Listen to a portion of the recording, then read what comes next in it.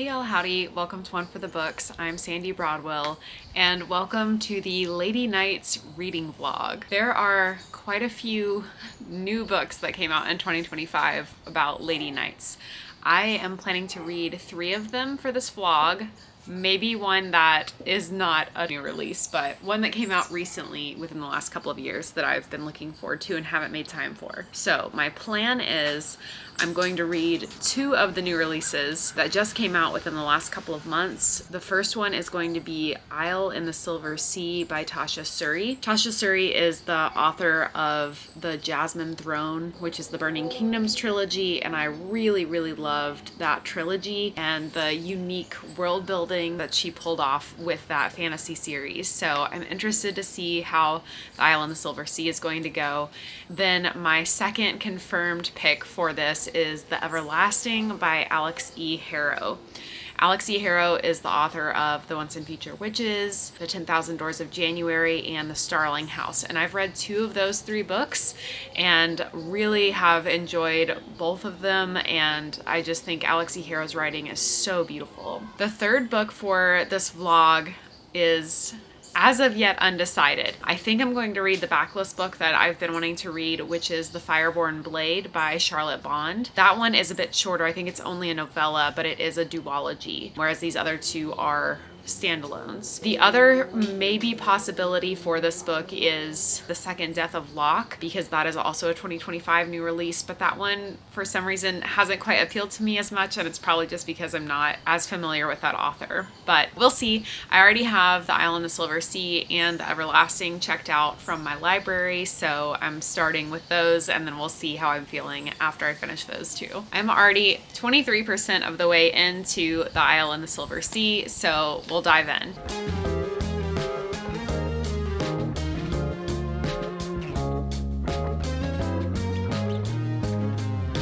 So this story by Tasha Suri is the story of the Knight and the Witch, and we are in an alternate United Kingdom in which the entire island is made up of and held together by stories. The literal legends that people tell and the stories that they tell create the fabric of the land itself. And so there are these repeating stories throughout time, and each of these stories holds the island together. There are people in these stories who are called incarnates. They learn their fate when they're very young. They learn that they are the characters in these stories and that they have a set in stone fate that they have to play out. And the island calls to them and kind of forces them to live this story. The story of the Knight and the Witch is one in which they fall in love with each other but have to kill each other in the end. And so this is who we're following as our main characters. The Isle in the Silver Sea is a sapphic romance, so our knight and our witch are both women, and the knight has learned through her early quest in the story that there is something or someone that is going around and killing incarnates. And every time an incarnate dies and their story is not able to be completed, a part of the island dies with it. And it might be a forest or a part of the coastline or a city, but each time it's wiped off the map and no one ever remembers that it existed. So this is obviously an existential threat to the island itself and the people and their way of life. So the knight doesn't wait for her story to begin. She goes out to seek out her witch to keep her safe, basically, because if her witch dies before she's able to fall in love with her and then kill her herself, the island will be jeopardized.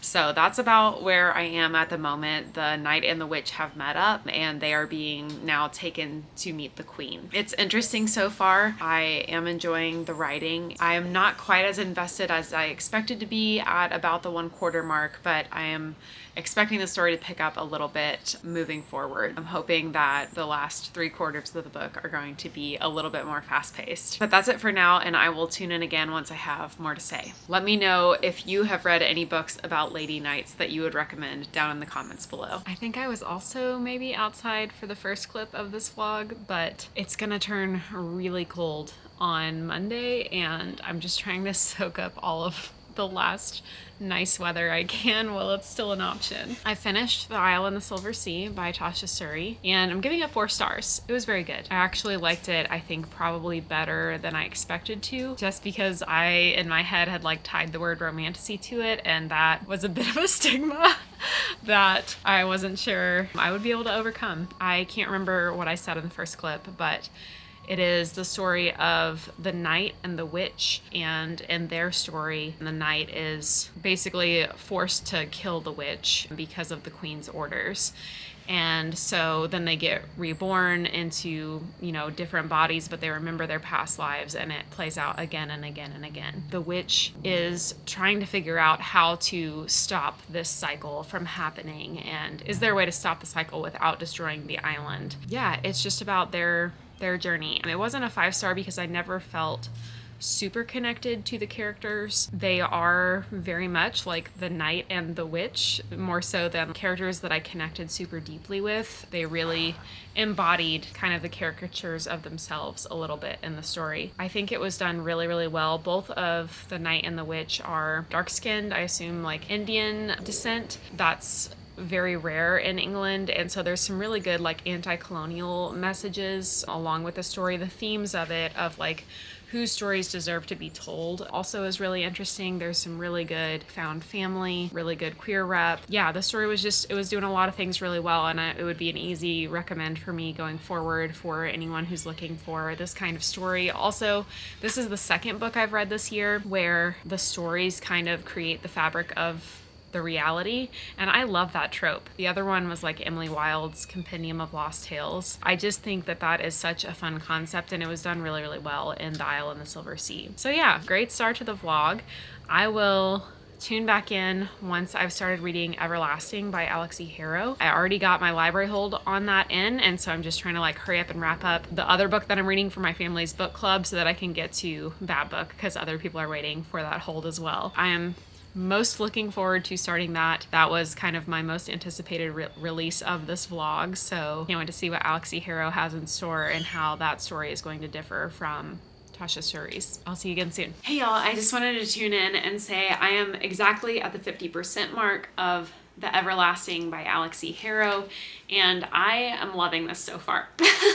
It's been really, really good. So this follows Owen, who is a historian who has loved the story of Sir Una Everlasting, this lady knight who's like this larger than life historical figure that basically shaped the fate of their entire country. As he is doing research into this knight to better tell her story, he ends up finding this book that is supposed to be like a first-hand account of her life, and all of the other research that he's done has always been like third or fourth-hand accounts, and so it's hard to tell what's the true story of her life versus what's the legend that came after. And so when he finds this book, he gets transported back through circumstances back in time and ends up meeting Una, the fabled lady knight that he's kind of been in love with his whole life. And she is nothing like what he expected. She's actually a real person, and her legend is quite different from how she feels about her own story and all of the tragedies that have befallen her along the way. But he knows that he has to keep her on track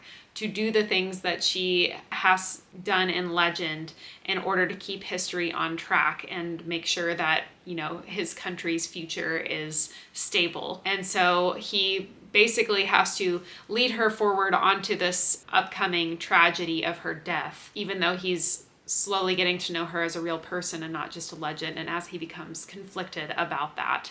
And there's a lot more going on. There's like government conspiracies behind all of this and the nature of the time travel. I'm super intrigued to see how it's going to play out. I just read a whole section of the book that was from Una's perspective, and I just absolutely love both of these characters. As always, Alexi Harrow's writing is absolutely beautiful. I can't wait to see how this plays out. It is a bit of a time loop, kind of like our previous story by Tasha Suri, but in a completely different way, in that in that book, these people were basically the knight and the witch were getting reborn in different bodies throughout time, whereas this one is an actual time loop with time travel where Owen is sent back in time, they meet, this tragedy occurs, then it's the future again. He goes back again. Things change slightly every time that this happens. And so that's adding a really interesting layer of every time we see the story, it's changed slightly from the last time. So really loving it, super intrigued, can't wait to finish it. And I'll tune in when I have more to say. Good morning. I have finished The Everlasting by Alex E. Harrow, and I am halfway through The Fireborne Blade. So, one thing at a time. I think since the last time I updated you guys, the Goodreads Choice Awards have dropped, and I'm happy to say that The Everlasting by Alex E. Harrow is on the fantasy category of the Goodreads Choice Awards this year, making it supposedly one of the 20 most popular fantasy books of the year. And I think that is well deserved. However, I still think it is an absolute crime that Emily Wilde is in the romantasy category when it should be in the fantasy category. And now, having read The Everlasting, I would make a strong argument that The Everlasting actually should be in the romantasy category. I would say the romance is integral to the plot, and if you remove the romance from the plot cannot happen, which I think is the defining feature of what a romance forward fantasy book is. Anyway, that's enough of my rant. 5 stars. I adore The Everlasting. This book is exactly what I wanted. I don't really know because I don't remember what I told you about the book the first time around. I don't know what to tell you about it now, but I do have my Kindle notes and highlights, which Goodreads saves for you, I guess, because Kindle and Goodreads are both owned by Amazon. But I do really like that feature of this because I've already returned The Everlasting to my library, but I still have the notes that I highlighted in the book. So I just think that's a really neat feature. Anyway, not trying to sell you a Kindle, but I'll just read you a couple of the quotes from this book that just, I adore Alex E. Harrow's writing. She is so talented, and she has such a way with words that is just so lyrical and beautiful. There are only 2 kinds of stories worth telling: the ones that send children to sleep and the ones that send men to war. History is mostly happenstance, accidents piled on top of mistakes, a series of dice rolled in dim rooms by careless hands. It is not a lesson until we learn it. It is not a story until we tell it. And every story serves someone. And then the last one I'll read to you, some of these are spoilers, so I won't read any of those, but this last one that I'll read to you is, a throne was a kind of weapon by which the world was cut into 2 halves, the dead and the kneeling. So I just thought this had a really interesting things to say about truth and power and the power of stories in our collective history and how that shapes the identity of a people. Also, the love story is just really beautiful, the way it unfolds across centuries. Basically, every time our historian goes back in time, meets the knight, falls in love with her, she dies, and then the cycle repeats. But they've done it so many hundreds of times that there's this theme of like the body remembers even what the mind doesn't. And so each time it's new again, but the more and more times they do it, they like seem to remember more and more, even though they don't actually remember. I loved that message of like the body remembers what the mind cannot. There were so many tragic things that happened. I mean, this really is like a tragic romance. I cried, definitely. I don't know that I like ever like fully sobbed. I feel like this book had the potential to take me there, but I mostly was just like quietly like sniffly while I was reading it a few times. This was a delight. 5 stars. I do believe I'm now questioning my fantasy vote in the Goodreads Choice Awards because this one has my heart. I love it so much, and I definitely want to have it on my shelves because I already have 2 other Alex E. Harrow books on my shelves. I even looked up like what her tour was doing to see if it was going to be anywhere near me, and unfortunately her tour is already over, so it's not. But yeah, I would love to just meet Alex E. Harrow in person sometime and tell her how much I love her writing. Anyway, enough about that. Go read The Everlasting. It's wonderful. So now, I started reading The Fireborne Blade. I am pretty much, I think, exactly halfway through. It's like a 3-hour read, I think is what my Kindle said. So I've read about an hour and a half into it, and I'm liking it so far. The Fireborne Blade is about a disgraced Lady Knight who wants to win back the favor of the king and become his champion again. And so she's going after this legendary sword that is guarded by this infamous white dragon that is older than time, basically. But knights fighting dragons is like a common theme in this world. And so there's compendiums of tales of what knights' experiences are like fighting these dragons. And I find those parts of the story really interesting because dragons have a lot of magic, and so it's like a catastrophic event when one of them is killed. They release all of these like poisons out of their body that infect the mind, and so many knights that kill dragons go mad.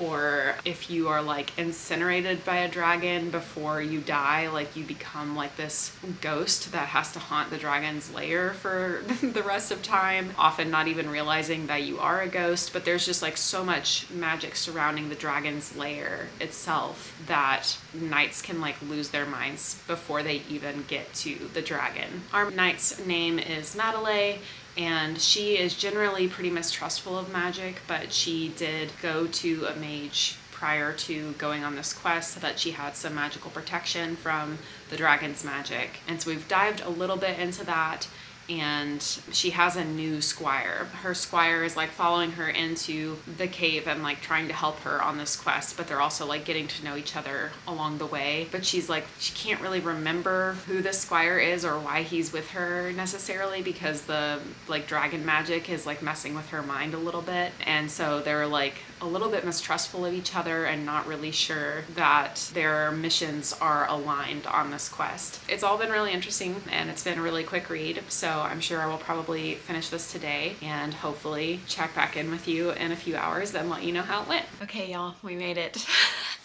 I just finished the Fireborne Blade, and this is so good. It's really good. I mean, again, there was only like an hour and a half worth of reading left to do from the last clip that I filmed, and I just finished it this morning, and there was a really surprising twist that just made me like appreciate this so much more. It turned from like a very straightforward story into a really interesting and intriguing story. There's a good like revenge plot that happens in like the last 15% of the book, and yeah, I loved this. I am so surprised that it only has like a 3.7 rating on Goodreads. Like, I don't know why people aren't vibing with this. I thought it was awesome. I loved the way the world building was done with the chapter entries from like Tales of the Knights and the Dragons.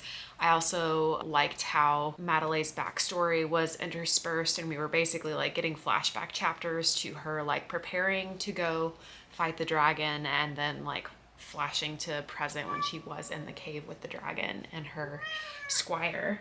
And yeah, it was great. This is, I think, a duology. I think there's one more novella in this series. While I do think this is good as a standalone, I liked this enough and am intrigued enough that I will be happy to continue and read the second book in the duology. But again, if you just want like a fun, short, like Lady Knight dragon story, then I highly recommend picking this one up. So fun, really good. I think now that I'm done ranking them, I think I would say The Everlasting is still like, I can't put Fireborne Blade above that because it's just a novella, and The Everlasting did so much more because it's a full-length novel, of course. But Everlasting, then I would say Fireborne Blade would be number 2, and number 3 would be The Isle in the Silver Sea. So I loved all of these books. This was a great vlog. Wow. So I'm obviously not reading The Second Death of Locke, but if you've read it, or if you've read any other books about Lady Knights and would like to recommend them, please do so in the comments below. I know there are others out there, and I think revisiting this theme again in the future would be really fun. So thanks so much for tuning in and hanging out. As always, please be kind, read books, and hit the subscribe button down below for more bookish content to come. I'll see you again soon.